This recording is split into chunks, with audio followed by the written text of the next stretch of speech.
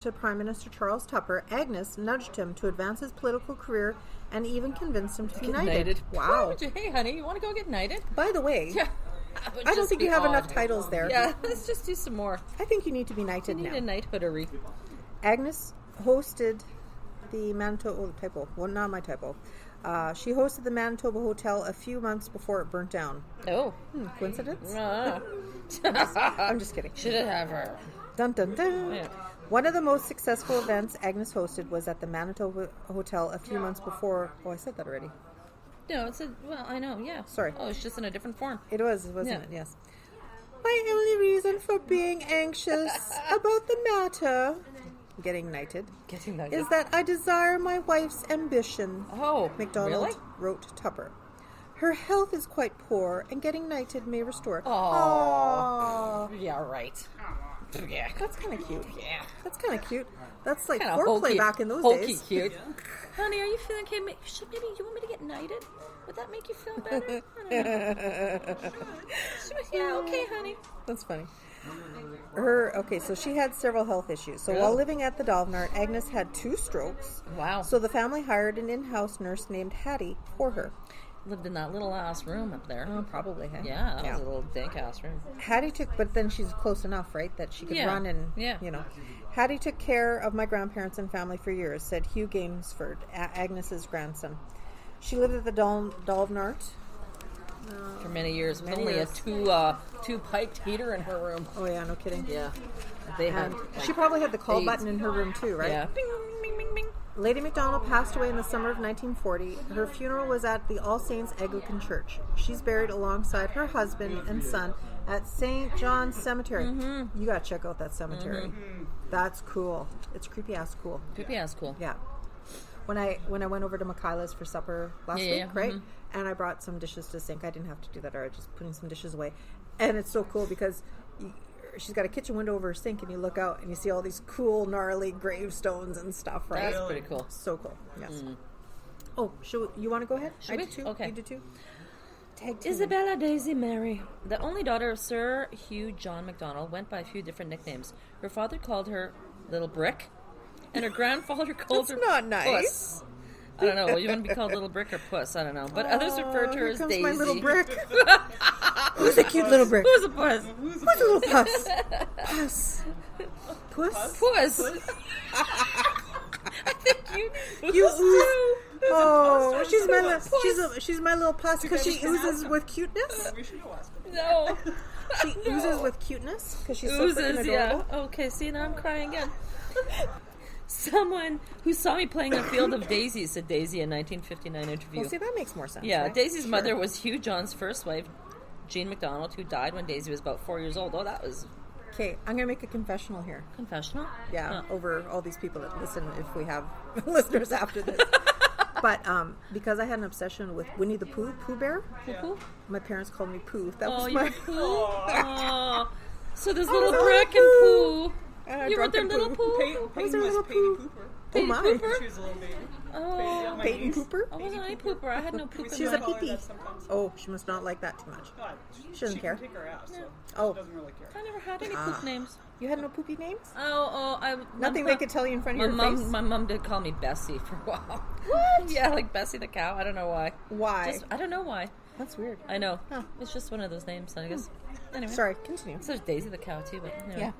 Yeah. When she was a young lady, she attended Miss Harmon's School for Girls, a boarding school in Ottawa. During that time, she spent many of her weekends with her grandfather, Sir John A. MacDonald, in Earnscliffe. See what these names again. Mm-hmm. We never talked about politics. He'd leave that outside of the house. Daisy said in a broadcast interview, I spent most holidays with him. After living in Ontario, Daisy moved to Winnipeg with her father and briefly attended St. Mary's Academy. By 1890, she lived in Montreal and attended the Sacred Heart Convent. Récollet, which was a girls' school led by nuns. I swear to God, she's doing this to me on purpose. She's like, you read the next one. It's really good. This one's easy for you. This one's easy. You'll be fine. Yeah, I know it.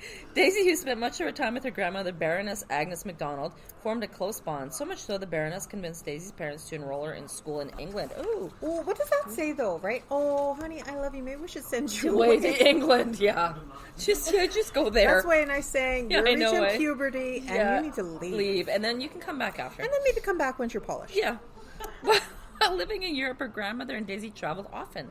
She went to St. Mary's Academy for about a month in 1887 before she left to go to boarding school in Montreal in Europe. Okay. One time we rode donkeys up a mountain in Italy, and my grandmother said we'd walk down. Oh my God, yeah, sure. Daisy said in a news article about her grandparents, we did everything but walk. We rolled, stumbled, tumbled, and fell. See? She's trying to, enter her there. Yep, yeah. Let's take donkeys up, and then you can walk down. Yeah. Boy, that grandmother must have been fit as a fiddle, hey? Yeah, no shit. Really? Walk up donkeys. Let's walk up the donkeys in Italy. In those days, grandparents were young. Oh, yeah, that's true. I could be a grandparent right now, really, Yeah, you could technically anyway. And I'd still kill myself. That's not saying much for my ability. Some of my friends are great-grandparents already. What? Shut up. Yeah. Oh. That's just 20s, I'm telling you. bad. Oh my God, they need a hobby. Yeah, like crochet. Needlepoint. I don't know. Needlepoint, penny point. You can do it here. You can make. Oh, you got to tell her. We're no, off you the tell her. rails That's here. gross. Okay, you want a little craft to do? The ladies when they brush their hair, they have a little jar. They poke the hair in this little jarry thing. Then they make beautiful art out of it. Hair art. We saw some hair art in the attic. It's a wreath with flowers. You would not know it. That's made what it out was. of hair. Yeah, that's some silence. She's going. What do you do with the hair? She goes make pin cushions. I'm like voodoo dolls. Nailed it. Oh yeah. I'm sure. Let's just do that. Yeah. Well, living in the Dalnavert, Daisy had a parrot. Oh, wait, just 1 second. Okay, if you swear. Yay! Swear. It's usually better. It's usually better when we're drinking. It's just sentence enhancers. Yeah. Sentence enhancers. Yeah. That's all it is. Yeah. Those ladies were saying that when they were talking to us, probably everybody's walking down, right? So Yeah, probably. Probably makes sense. Yeah. Yeah. Probably more. Yeah, they probably went to Vaughan first because Park at the Bay there. I want to go That's the to busiest jail. one too. I bet. You want to go to jail? I can make that happen. happen. Yeah, you probably could. They still have sales in the. I want to go on a sale. Yeah. They actually got But I don't want to be a prostitute though. Again. Awesome. It's awesome. You make $18 a week. Well, wow. Cher's not going to do that again. Damn it, that's more than I make now. Actually, I have pictures of the cells with green orbs, and a friend of mine has pictures of the cells with green orbs. Really? Green orbs. Green. That can't be good. That's prostitute. Green for go? Green for go, yeah. Go, go, go.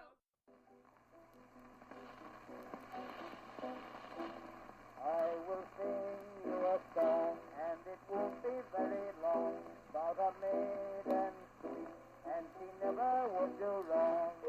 Everyone said she was pretty, she was not long in the city, all alone, oh what a pity, poor little maid.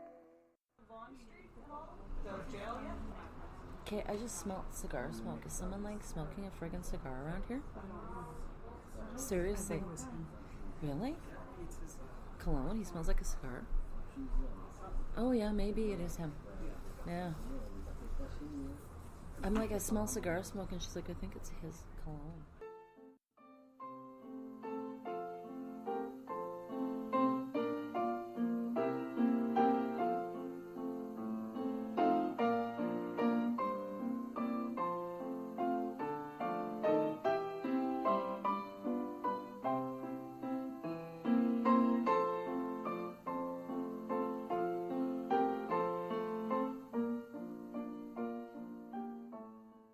Okay, and we're back. We've smoked, we've eaten, we've had some more coffee, we've chatted a little bit, and we're just going to go back to just telling our story. And I think we left off, I tried to talk in an English accent, or you did, about the Daisy going off to the academy. Then we're off to the pet.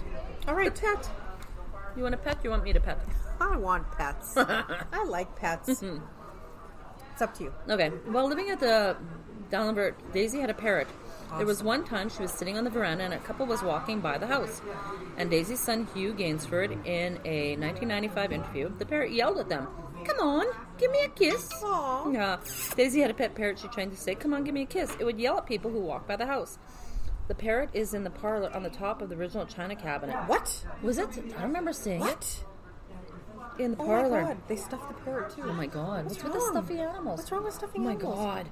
My mom said she had to show where the parrot was since the couple thought it was her bugging them in when she was so embarrassed. Hobbies.